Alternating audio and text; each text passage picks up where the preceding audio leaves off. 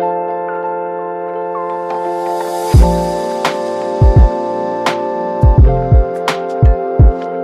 guys, it's Midnight here, back for another video. Today we're going to do episode 5 of For the Nostalgia, and today we're talking about Full House, which is a 2014 Thai drama. Is a writer who got swindled out of her house during her trip to Korea. She finds out that her house was sold to Mike, and in an attempt to get her possessions back, she enters a contract marriage with Mike for 1 year. Though she lost everything, remains optimistic and takes things in stride. What starts out as a business relationship between the two becomes personal as they start to care for each other. Starting with the characters, you have Mike Thawin, which we're going to just call him Mike. He is a singer. He is rather immature and has a hot temper. He ends up purchasing Om's house when she was in Korea, and they end up in a contractual marriage in order for her to get it back. I'm rather indifferent to his character, as his behavior and actions in this story is rather questionable. Next is She is a happy-go-lucky girl who is a writer as well. She gets swindled out of her house while in a trip to Korea. She tries to get it back by entering a contractual marriage with Mike. I love her character because she is energetic, quirky, and fun, which offsets Mike's personality. And last but not least is Guy. He is a writer who is friends with both Mike and Mintra, Mike's ex-girlfriend. Later on, he becomes friends with after meeting her on a trip to Korea. He even falls in love with her as well. I love Guy's character, seeing as though he is more mature one in the friend group. For a second male lead, I have respect for him, seeing as though he stands up for not just because he likes her, yet he holds Mike accountable for the way he treats his wife. He also respects and Mike's marriage as well. Next, moving on to the Plaza storyline. While it has been a long time watching this, I'm quite surprised that there is a lot that I still remember from watching this as a preteen.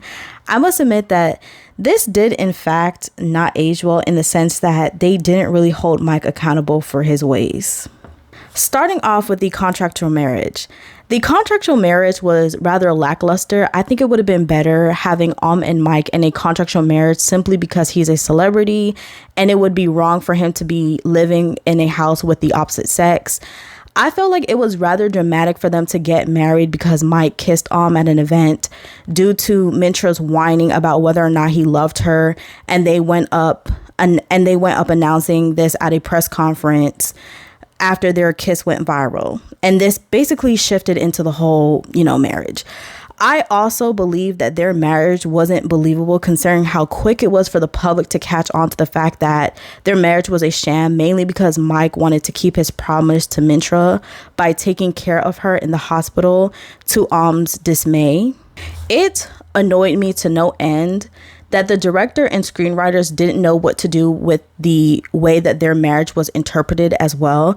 Usually in a lot of contractual marriage series, the male lead isn't possessive of the female lead in the way that Mike was with The male lead understands that their marriage is a sham, and most times they're using the female lead, or even vice versa. They usually put on an act in front of friends, family, and the public to maintain the illusion. However, with Mike, I understand that they both are in love with each other, yet he doesn't understand that at the end of the day, their marriage is a sham. To make matters worse, he wants to take care of Mintra when he has a whole wife, so it was inevitable. Next is Mike and Mintra. Mike and Mintra was the cause of most of the conflict in the series, given that Mike previously was dating Mintra and she clearly couldn't move on. Not to mention, he made a promise to her that he would always take care of her, that leads to a huge wedge between him and One of the major icks that Mike does is not answer his phone or even return the call. There was a scene where him and Mintra were in the park talking on the bench. He fell asleep, resting his head on her shoulder. Called his phone since she was spending time with his parents. However, Mintra got a hold of his cell phone and hung up on her. Like, girl, what? Another major ick was when they had a dating variety show shoot. Was getting her hair done while Mike was getting his makeup done. Mintra goes on a huge bragging session by saying that she's the only one that Mike trusts when it comes to picking out his clothes. He always calls her to the point it gets tiring. Literally size eyes Mike while Mike size eye Mintra while looking visibly uncomfortable. However, he sits there and never says anything. He doesn't even pull Mintra aside privately and scolds her for saying that in front of his wife. This is why the aspect of the contractual marriage was not believable. In contrast, I don't blame anyone for shipping and Guy, considering that he actually cared for her. He wasn't pushy about his feelings for her, nor did he interfere in her and Mike's marriage. I just love how he validated her feelings for not liking Mike taking care of Mintra, and he also scolded Mike for telling him that the reason things are awkward is because deep down he isn't supposed to be taking care of her, knowing that he is married. And last but not least is the ending. I didn't care for the ending and the way that and Mike reconciled. It reminds me of the other series I covered, Gung, from episode 2 of For the Nostalgia. My issue with the ending is that Mike didn't have any character development from all the things he did. There wasn't any indication that he changed or at least learned from his mistakes. It would have been nice if they went with a second chance trope here and even make a second season as well, which they dropped the ball.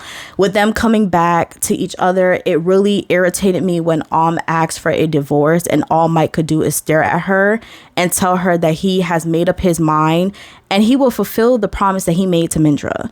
It annoyed me that they didn't go ahead with the divorce, considering what he said, and them separating was such a drag as well. Like, that lasted for the two remainder of the last episodes.